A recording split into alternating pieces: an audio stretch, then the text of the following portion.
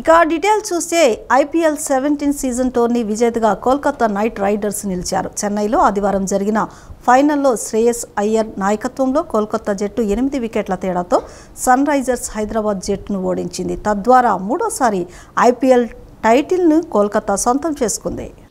Tourney ఆద్యంతం అద్భుతంగా ఆడిన కోల్కతా నైట్ రైడర్స్ జట్టు ఐపీఎల్ 17వ సీజన్లో ఛాంపియన్గా అవతరించింది.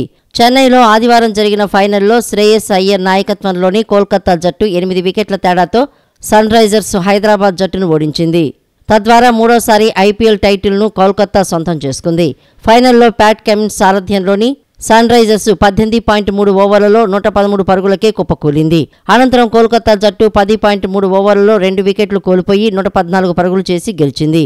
Mitchell Starc player of the final award లభించింది. టోర్నీలో అత్యధిక పరుగులు చేసిన విరాట్ కోహ్లీకి ఆరెంజ్ క్యాప్ అవార్డు, టోర్నీలో అత్యధిక వికెట్లు తీసిన హర్షల్ పటేల్ పంజాబ్ కింగ్స్ కు పర్పుల్ క్యాప్ అవార్డు లభించాయి. సన్ రైజర్స్ హైదరాబాద్ జట్టుకు ప్రాతినిధ్యం వహించిన ఆంధ్ర జట్టు cricketer Nitish Kumar Reddy emerging player అవార్డును గెలుచుకున్నాడు. Kolkata allrounder Sunil Narine most valuable player award సొంతం చేసుకున్నాడు.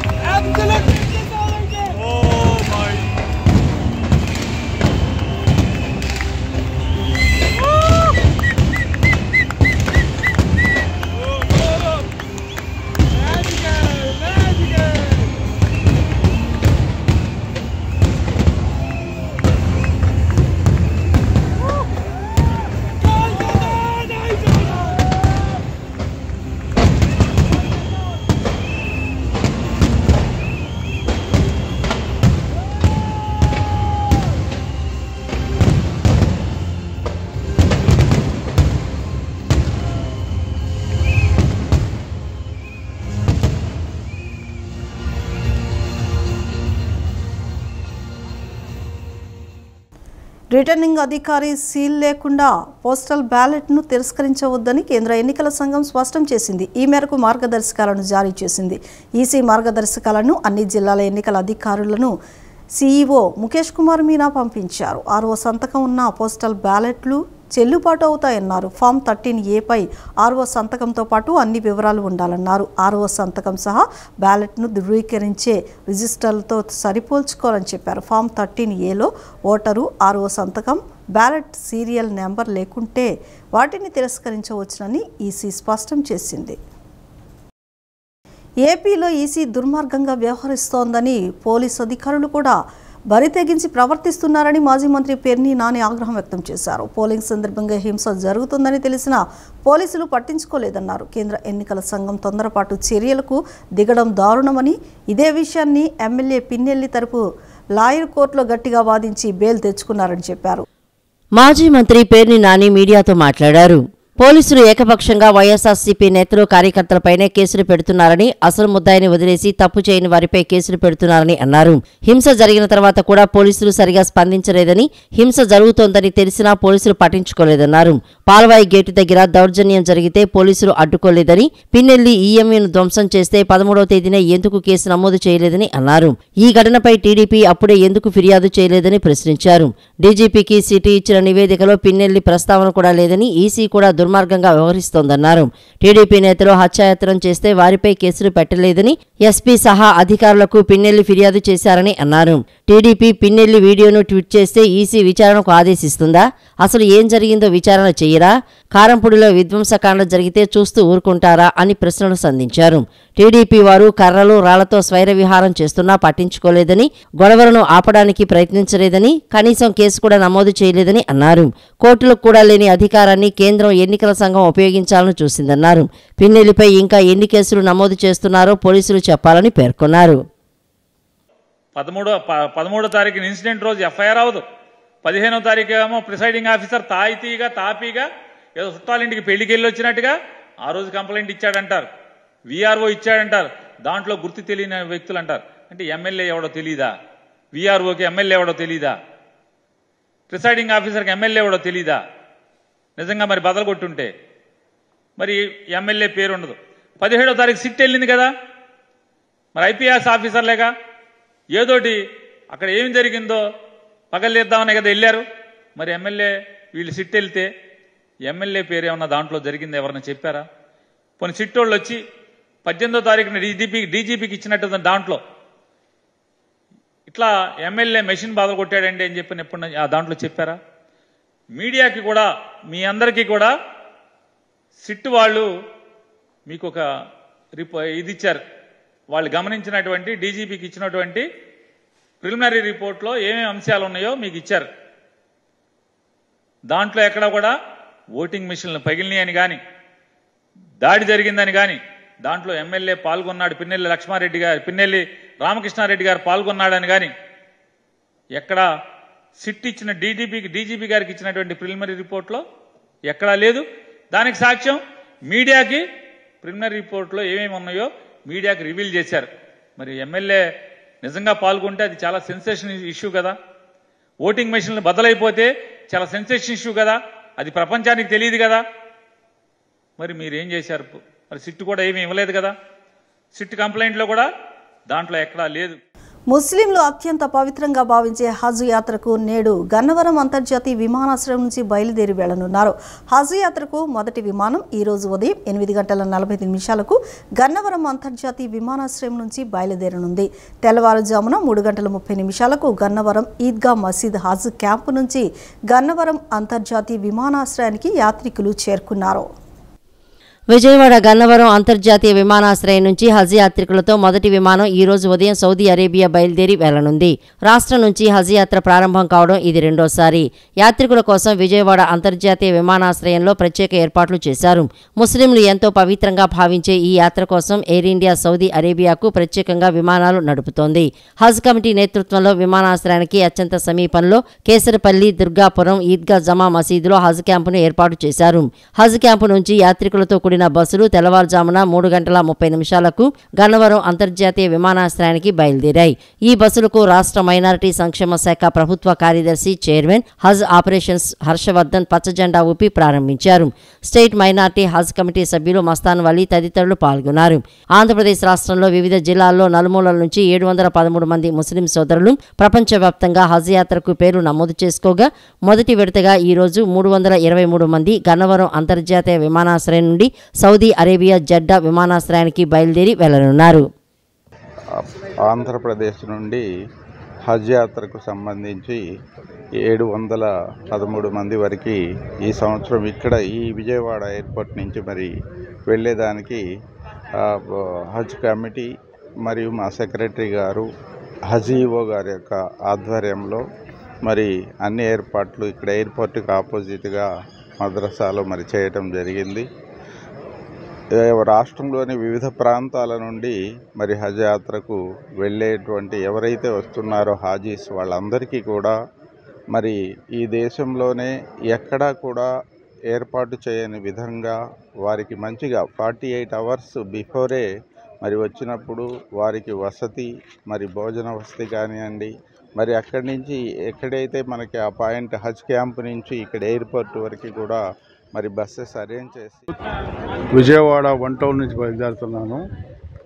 మక్కా ప్రయాణం చేస్తున్నాం. మక్కా, మీనా, ముజలిఫా ఇవన్నీ చూసుకొని రిటర్న్ వస్తాం. 44 డేస్ అండి. రాష్ట్ర ప్రభుత్వం ఇన్నాళ్ళు ఇచ్చేదని మరి ఈసారి ఎలక్షన్ దీని మీద ఇవ్వలేదు. మేము ఉయ్యూరు నుండి వచ్చాము. ప్రస్తుతానికి నా పేరు నసీం, గన్నవరం ఎయిర్పోర్ట్లో ఉన్నాము. మక్కా యాత్ర అంటే ప్రతి ముస్లింకి తన జీవిత కోరిక లాంటిది. అది నెరవేరిస్తే ఎంతో అదృష్టవంతుడి కింద లెక్క. దేవుడు ఎప్పటికైనా సరే ఎవరినైనా కానీ పిలిచాడు అంటేనే వెళ్ళగలుగుతారు అక్కడికి. అల్లా యొక్క కృప లేనిదే అక్కడ దాకా ఏ మనిషి కూడా ఏ ఒక్క ముస్లిం కూడా రాలేడు. సో అందువల్ల మేము మక్కా హజ్ యాత్రకి వెళ్తున్నాము. అది ఎన్నికలకు ముందు అనంతరం రాష్ట్రంలో పరిపాలన పడకేసిందని ప్రజాప్రతినిధులు నేతలు ప్రజలను గాలికి వదిలేశారని సిపిఎం రాష్ట్ర కార్యవర్గ సభ్యులు సిహెచ్ బాబురావు అన్నారు. అధికార యంత్రాంగం ఎన్నికల పేరుతో ప్రజా సమస్యలను పట్టించుకోలేదని, కొందరు పాలకులకు సేవ చేయడంలో మునిగి తేలుతున్నారని విమర్శలు చేశారు. విజయవాడ సెంట్రల్ నియోజకవర్గం 62వ డివిజన్, ప్రకాష్ నగర్, ఎల్బీఎస్ నగర్ తదితర ప్రాంతాల్లో సిపిఎం రాష్ట్ర కార్యదర్శి వర్గ సభ్యులు సిహెచ్ బాబురావు స్థానిక సిపిఎం నేతలతో కలిసి పర్యటించారు. ప్రజల సమస్యలను అడిగి తెలుసుకున్నారు. పలుచోట్ల స్వచ్ఛమైన నీరు రావడం లేదని, భూగర్భ డ్రైనేజీ పొంగి పొర్లుతోందని స్థానికులు ఫిర్యాదు చేశారు. కృష్ణానది నీరు అందించకుండా బోరు నీళ్లే సరఫరా చేస్తున్నారని స్థానిక ప్రజలు వాపోయారు. ఈ సందర్భంగా బాబురావు మాట్లాడుతూ, ఎన్నికల కోడ్ ఉన్నా పనుల వసూలు ఆగలేదు, భారాలు మోపడం ఆగలేదని, అభివృద్ధి కార్యక్రమాలు మాత్రం నిలిచిపోయాయని, అత్యవసర సేవలు అందటం లేదని తెలిపారు. కృష్ణానది తీరాన ఉన్న విజయవాడ నగరంలో పలు ప్రాంతాల్లో మంచినీటి ఎద్దడి కొనసాగుతోందని చెప్పారు. కృష్ణానది నీటిని అందించకుండా బోరు నీళ్లతో సరిపెడుతున్నారని, కలుషిత నీరు సరఫరా అవుతోందని అన్నారు. ప్రజలు అనేక మార్లు ఫిర్యాదులు చేస్తున్నా నగరపాలక సంస్థల్లో స్పందన లేదని, ప్రజారోగ్యం దెబ్బతింటున్నా పట్టించుకోవడం లేదని తెలిపారు. నీటి మీటర్లు పెట్టడంపై దృష్టి తప్ప నీటి సరఫరాపై శ్రద్ధ లేదన్నారు. ఎన్నికల అనంతరం కొన్ని ప్రాంతాల్లో నీటి ట్యాంకర్ల ద్వారా నీటి సరఫరా కూడా నిలిచిపోయిందని చెప్పారు. చెత్త సేకరించే వాహన డ్రైవర్లు కొద్ది రోజులుగా సమ్మె చేస్తున్నా పారిశుద్ధ్యం దెబ్బతిన్నా పాలకులు అధికారులు ఉలుకు పలుకు లేకుండా ఉన్నారని మండిపడ్డారు. ఎక్కడ ఎవరు ఏది పట్టించుకునే పరిస్థితి లేదు. ఎవరు గెలవాలి, ఎలా గెలవాలి, బెట్టింగ్లు ఎలా కట్టాలి, లేదు పైచేయి ఎలా సాధించాలి, అధికార యంత్రాంగాన్ని ఎవరు పట్టు పెంచుకోవాలి, దీంట్లో మునిగి తేలుతూ ఉన్నారు. ఎక్కడ ఒకవైపున మంచినీరు సరిగా రావటంలా కలుషితమైన నీరు వస్తూ ఉంది, భూగర్భ డ్రైనేజీ పొంగి పొరులుతూ ఉన్నాయి. ఇదే కాదు, ఇటువంటి ప్రజా సమస్యలు, ఉపాధి లేదు, పనులు లేవు, ఇసుక లేదు, రేటు పెరిగింది, అన్ని రకాల ఇబ్బందులు ఉన్నాయి. దీని మీద ఎన్నికలు ఉన్నా లేకపోయినా అధికార యంత్రాంగం అనేది వీటన్నిటిని కూడా పరిష్కరించాలి. ఇది ఒక నిరంతర ప్రక్రియ. పన్నులు వసూలు చేసే ప్రక్రియ మాత్రం ఆగలా. ఇంటి పన్నులు కట్టించుకుంటున్నారు, చెత్త పన్ను కట్టమంటున్నారు, కరెంటు బిల్లులు యథావిధిగా కట్టించుకుంటున్నారు, సర్దుబాటు ఛార్జీలతో సహా.